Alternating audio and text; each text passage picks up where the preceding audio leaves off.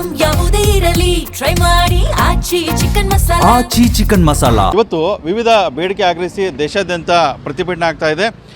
ಇವತ್ತು ಅಂದರೆ ಏನು ಔಷಧಿ ವ್ಯಾಪಾರಸ್ಥರಿದ್ದಾರೆ ಅವರು ಬಂದು ಕರೆ ಕೊಟ್ಟಿದ್ದಾರೆ. ಶಿವಮೊಗ್ಗದ ದುರ್ಗಿಗುಡಿಲಿದ್ದಾವೆ. ದುರ್ಗಿಗುಡಿಲಿ ನೋಡ್ಬೋದು ಅನೇಕ ಸಮಸ್ಯೆಗಳಿದ್ದಾವೆ ಔಷಧಿ ವ್ಯಾಪಾರಸ್ಥರಿಗೆ ಮತ್ತು ಏನು ಮೆಡಿಕಲ್ ಶಾಪ್ ಮಾಲೀಕರಿಗೆ.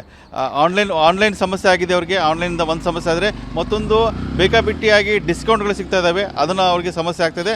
ಅದರ ಜೊತೆಗೆ ಈ ನಕಲಿ ಔಷಧ ಹಾವಳಿ ಕೂಡ ಜಾಸ್ತಿ ಆಗಿದೆ. ಎಲ್ಲವನ್ನು ತಡೆಗಟ್ಟಬೇಕಂತೇಳಿ ಇವತ್ತು ದೇಶಾದ್ಯಂತ ಔಷಧಿ ವ್ಯಾಪಾರಸ್ಥರು ಏನು ಸ್ಟ್ರೈಕಿಗೆ ಕರೆ ಕೊಟ್ಟಿದ್ದಾರೆ. ಆ ಹಿನ್ನೆಲೆ ಕೂಡ ಶಿವಮೊಗ್ಗದಲ್ಲಿ ವಾತಾವರಣ ನೋಡ್ಬೋದು ಹೇಗಿದೆ ಅಂತೇಳಿ.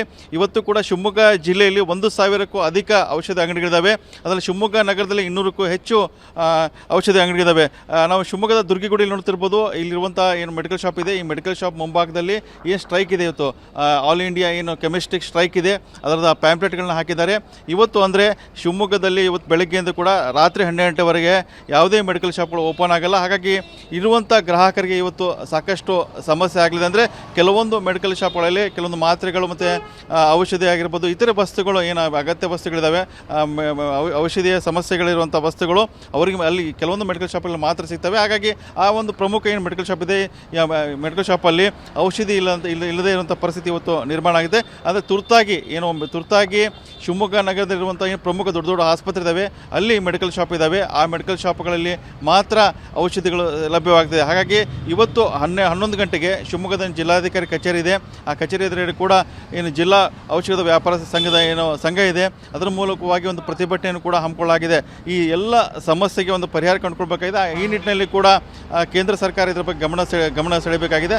ಆ ನಿಟ್ಟಿನಲ್ಲಿ ಪ್ರತಿಭಟನೆ ಆಗ್ತದೆ. ನಾವೀಗ ಒಂದು ಒಂದು ಔಷಧಿ ಅಂಗಡಿ ಎದುರುಗಡೆ ಇದ್ದೇವೆ. ಬೆಳಗ್ಗಿಂದ ಕೂಡ ಒಬ್ಬರು ಗ್ರಾಹಕರು ಬಂದು ಇಲ್ಲಿ ಕಾಯ್ತಾ ಇದ್ದಾರೆ. ಅವ್ರ ಮಾತಾಡ್ಸೋಣ.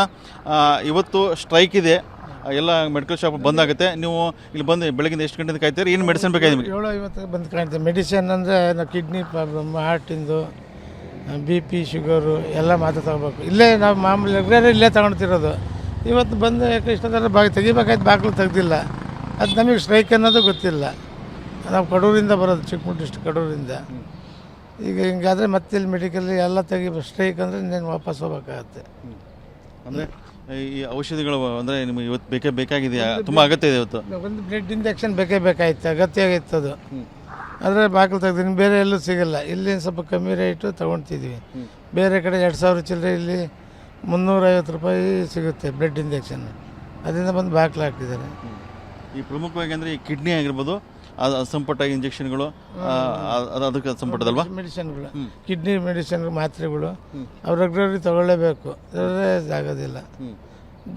ಕಿಡ್ನಿ ಇದು ಅಂದರೆ ಬ್ಲಡ್ ಇಂಜೆಕ್ಷನ್ ವಾರಕ್ಕೊಂದು ಹಾಕ್ಸ್ಲೇಬೇಕು. ಅದು ಹೋದ ವಾರ ಹಾಕ್ಸಿರಲ್ಲ, ಈ ವಾರ ತಗೊಳ್ಳೋದಂದರೆ ಇವತ್ತು ಬಂದಾಗಿದೆ. ಈಗ ಬೆಳಗ್ಗೆಯಿಂದ ಬಂದು ಕಾಯ್ತಾ ಇದ್ದಾರೆ. 7:50 ಕಾಯ್ತಾಯಿದೆ. 7:50 ಕಾಯ್ತಾಯಿದೆ. ಏನು ಮಾಡ್ತೀವಿ ಮುಂದೆ? ಈಗ ಇನ್ನೇನು ಬೇರೆ ಎಲ್ಲ ಸ್ಟ್ರೈಕ್ ಅಂದಮೇಲೆ ಎಲ್ಲ ಬಾಗ್ಲಾಕಿದೆ. ಅಂದರೆ ಆ ಇಂಜೆಕ್ಷನ್ ಇಲ್ಲೇ ಬಿಟ್ಟರೆ ಎಲ್ಲೂ ಸಿಗೋದಿಲ್ಲ, ಅದರಿಂದ ಕಾಯ್ತಾಯಿದೆ. ಇದು ಇಲ್ಲಿರುವಂಥ ಗ್ರಾಹಕರು ಕೂಡ ಬೆಳಗ್ಗೆನೇ ಬಂದಿದ್ದಾರೆ. ಬಂದು ಮೆಡಿಕಲ್ ಶಾಪ್ ಮುಂದ್ಗಡೆ ನಿಂತ್ಕೊಂಡಿದ್ದಾರೆ. ಸಹಜವಾಗಿ ಕೂಡ ಕಿಡ್ನಿ ಸಂಪಟ್ಟಾಗಿ ಏನು ಇಂಜೆಕ್ಷನ್ ಬೇಕಾಗಿದೆ, ಇಂಜೆಕ್ಷನ್ಗೆ ಕಾಯ್ತಾ ಇದ್ದೀನಿ. ಅದು ಕಡಿಮೆ ದರದಲ್ಲಿ ಈ ಒಂದು ಮೆಡಿಕಲ್ ಶಾಪಲ್ಲಿ ಸಿಗುತ್ತೆ. ಹಾಗಾಗಿ ಇಲ್ಲಿ ಬಿಟ್ಟರೆ ಬೇರೆ ಕಡೆ ಸಿಗಲ್ಲ. ಇಲ್ಲಿ ಬಂದು ನಾನು ಕಾಯ್ತಾ ಇದ್ದೀನಿ. ಸ್ಟ್ರೈಕ್ ಇರೋದು ನಂಗೆ ಗೊತ್ತಿಲ್ಲ ಅನ್ನೋ ಮಾತನ್ನು ಕೂಡ ಹೇಳ್ತಾರೆ. ಅಂದರೆ ಕಡೂರಿಂದ ಬಂದು ಇಲ್ಲಿ ಅವರು ಕಾಯ್ತಾ ಇದ್ದಾರೆ. ಈ ಒಂದು ಸಮಸ್ಯೆ ಈಗ ಆರಂಭ ಶುರು ಆಗಿದೆ. ಅಂದರೆ ರಾತ್ರಿವರೆಗೂ ಕೂಡ ಇದೇ ಸಮಸ್ಯೆ ಇರುತ್ತೆ. ಶಿವಮೊಗ್ಗದಲ್ಲಿ ಏನು ಪ್ರಮುಖ ಏನಿದೆ ಮೆಡಿಕಲ್ ಶಾಪ್ಗಳಿದ್ದಾವೆ, ಅವು ಬಂದಾಗುತ್ತೆ. ಅದರಿಂದ ಸಾಕಷ್ಟು ಗ್ರಾಹಕರಿಗೆ ಏನು ರೋಗಿಗಳಿಗೆ ಬಿಸಿ ತಟ್ಟಲಿದೆ. ಕ್ಯಾಮ್ರಾಮನ್ ಶಶಿಕುಮಾರ್ ಜೊತೆ ಬಸವಗಣ್ವಿ, TV9 ಶಿವಮೊಗ್ಗ.